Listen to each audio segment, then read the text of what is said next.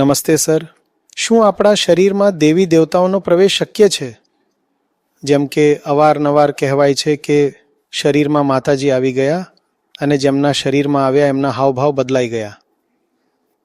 આ હકીકત છે, કોઈ માનસિક ભ્રમ, અંધશ્રદ્ધા કે પછી બીજું કંઈ? જુઓ, શરીર ભૌતિક છે, તો શરીરમાં તો ભૌતિક વસ્તુઓ જ પ્રવેશ કરશે ને. બહુ સીધો સિદ્ધાંત છે. શરીર શું છે? ભૌતિક પદાર્થ છે, મટીરિયલ છે ને શરીર. તો એમાં કોઈ વસ્તુ કેવી રીતે ઘૂસશે? તમારા નસકોરામાં હવા ઘૂસે છે. હવા શું છે? ભૌતિક છે. એમાં મોલેક્યુલ્સ હોય છે, એ અંદર પ્રવેશ કરી જાય છે. તમારે હાથ પર રંગ લાગી જાય છે કે મેલ લાગી જાય છે, એ બધી વસ્તુઓ પણ શું છે? એ પદાર્થ છે, રસાયણ છે, કેમિકલ્સ છે. એ તમારા શરીર સાથે જોડાઈ જાય છે. બની શકે કે તમારી ચામડીમાંથી તમારા અંદર પણ આવી જાય. તમે ખોરાક ખાઓ છો, એ ખોરાક પણ આખો શું છે? એ પણ રસાયણોનો એક સમૂહ જ છે. તો ભૌતિક શરીરમાં ભૌતિક વસ્તુઓ જ તો પ્રવેશ કરશે ને. તો દેવી દેવતા જો તમે કહો છો કે તમારા શરીરમાં પ્રવેશ કરી જાય છે, તો પછી એ પણ ભૌતિક થયા. અને જો એ ભૌતિક છે તો એ પછી આ જ દુનિયામાં ક્યાંક ને ક્યાંક રહે છે.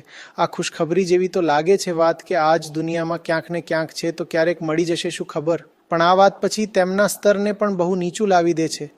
દેવી દેવતા તો આદરને પાત્ર છે ને. તમે કેમ તેમનું સ્તર નીચું લાવવા માંગો છો? કારણ કે જે કંઈ પણ આ દુનિયાનું છે એ તો આ દુનિયાના દોષોથી યુક્ત હશે ને.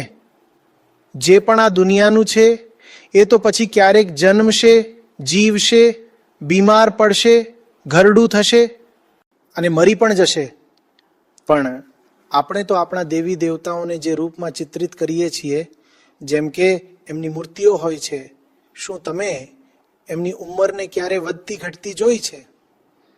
જો એમની ઉંમર વધી ઘટી નથી રહી, જો એમનું મૃત્યુ નથી થઈ રહ્યું, તો એનો મતલબ એ આ દુનિયાના ન હોઈ શકે ને. આ દુનિયામાં તો જે કંઈ પણ છે એ બદલાશે. પણ શું દેવતાઓની મૂર્તિઓ બદલાઈ છે ઓછામાં ઓછા છેલ્લા કેટલાક હજાર વર્ષોમાં? તો ચોક્કસપણે એ આ દુનિયાના નથી. અને જો એ આ દુનિયાના નથી તો તમારા શરીરમાં પ્રવેશ ન કરી શકે, કારણ કે શરીરમાં તો ફક્ત આ જ દુનિયાની કોઈ વસ્તુ પ્રવેશ કરશે. કોઈ વસ્તુ ક્યાંક બીજેથી આવીને તમારા શરીરમાં પ્રવેશ કરતી હોય તો સમજી લો કે એ વસ્તુ પણ જ્યાંથી આવી રહી છે એ દુનિયા પણ આ જ દુનિયાનો ભાગ છે. ભાઈ, એવું સમજો કે જેમ પૃથ્વી છે, આ પૃથ્વી પર ક્યારેક ક્યારેક બહારથી આવીને મોટા મોટા પથ્થરો પડે છે, એસ્ટેરોઇડ્સ. સમજી રહ્યા છો? અથવા આજે તમે જુઓ છો ને ઉલ્કાઓ, રાત્રે શૂટિંગ સ્ટાર્સ, આ પણ પૃથ્વીના વાતાવરણમાં પ્રવેશ કરે છે. મોટી મોટી શિલાઓ હોય છે, પૃથ્વીના વાતાવરણમાં પ્રવેશ કરે છે તો ઘર્ષણથી એમાં આગ લાગી જાય છે, પછી એની રાખ આવીને પૃથ્વી પર પડે છે. તો તમે કહી શકો કે પૃથ્વી પર જુઓ, બહારથી કોઈ વસ્તુ આવી ગઈ, ખરું ને? એમાં હોઈ શકે છે કે ઘણીવાર એવા પણ તત્વો હોય જે પૃથ્વી પર મળતા નથી. જાણો છો, એવું નથી કે જેટલા એલિમેન્ટ્સ, જેટલા તત્વો તમારી કેમિસ્ટ્રીમાં પિરિયોડિક ટેબલમાં હોય છે, દુનિયામાં એટલા જ હોવા શક્ય છે. બીજા પણ હોઈ શકે છે, પણ એ પૃથ્વી પર નથી મળતા, પણ એ અંતરિક્ષમાં બીજી જગ્યાઓ પર હોય છે. ઘણીવાર એવું બને છે કે બહારથી કોઈ શિલા આવી, પૃથ્વી પર પડી અને પછી ત્યાં થોડી માત્રામાં એક નવું તત્વ જ મળી ગયું, એવું પણ બને છે. પણ શું એનો મતલબ એ છે કે એ ખડકક જ્યાંથી આવી રહ્યો છે એ બીજી દુનિયા છે? એ પણ આ જ દુનિયાનો તો ભાગ છે. સમજમાં આ રહી વાત? ભલે તમે એનાથી અજાણ હતા, પણ હતી તો આ જ દુનિયાને. એ કોઈ બીજી દુનિયા તો નથી થઈ ગઈ.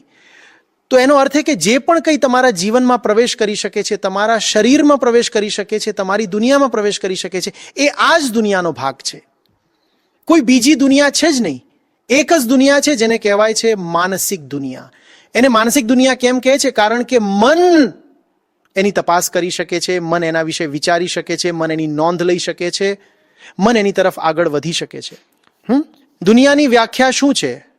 જેની મન કલ્પના કરી શકે એ દુનિયા.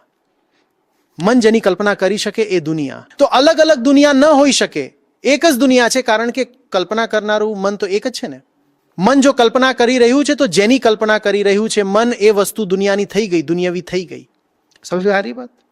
અને મન જેની કલ્પના કરી રહ્યું છે, ફક્ત એ જ વસ્તુ તમારા શરીરમાં, જીવનમાં આવી શકે છે. મન હોઈ શકે છે તેની કલ્પના ત્યાં સુધી ન કરી શકતું હોય જ્યાં સુધી મન તેને જોઈ ન લે, પણ જ્યારે જોઈ લેશે ત્યારે તેની કલ્પના કરી લેશે, ત્યારે તેને નામ આપી દેશે. તો દેવી વગેરે કોઈના શરીરમાં પ્રવેશ નથી કરતી. આ ચોક્કસપણે એક માનસિક બાબત છે, અને એટલે જ આ વસ્તુ ત્યાં જ વધારે જોવા મળે છે જ્યાં આ પ્રકારની ભ્રાંતિઓ પ્રચલિત હોય છે. જેના મનમાં આ વાત પહેલેથી હશે કે દેવી વગેરે પ્રવેશ કરે છે, ત્યાં આ વસ્તુ ખૂબ થશે. જૂના આદિવાસી કબીલાઓમાં જતા રહો, ત્યાં નિયમિત રીતે એવું થાય છે કે કોઈના પર કોઈ આવીને પૂર્વજ સવાર થઈ ગયા, અથવા કોઈના પર આવીને કુલદેવતા સવાર થઈ ગયા. અને બીજા પ્રકારના સમાજો છે ત્યાં જતા રહો, ત્યાં એવું બિલકુલ નહીં થાય.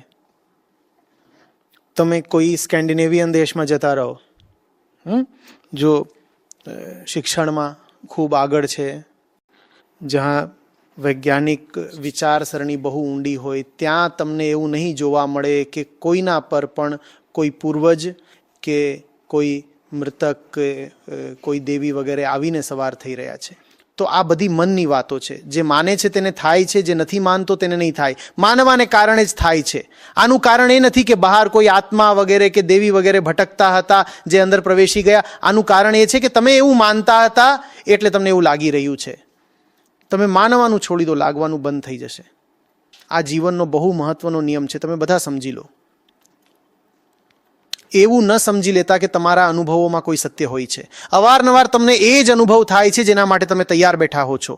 જે વસ્તુને તમે માની જ બેઠા છો કે આવું છે, એ વસ્તુ તમને લાગવા પણ માંડે છે કે થઈ ગઈ. તો એટલા માટે બહુ સાવધાન રહ્યા કરો પોતાની માન્યતાઓને લઈને.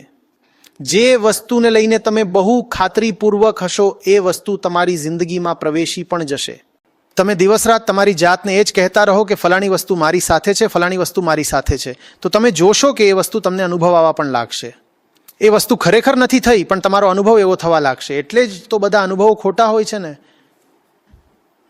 એટલે જ જ્ઞાની માણસ ક્યારેય અનુભવોને બહુ ગંભીરતાથી નથી લેતો. એને ખબર છે કે આ જે અનુભવ કરનાર છે, ભોગવનાર મન, એ પોતાના જ ભ્રમોનો પોતે જ શિકાર બને છે, પોતાની જ જાળમાં પોતે જ ફસાયેલો રહે છે. હું આના પર શું કામ વિશ્વાસ કરું?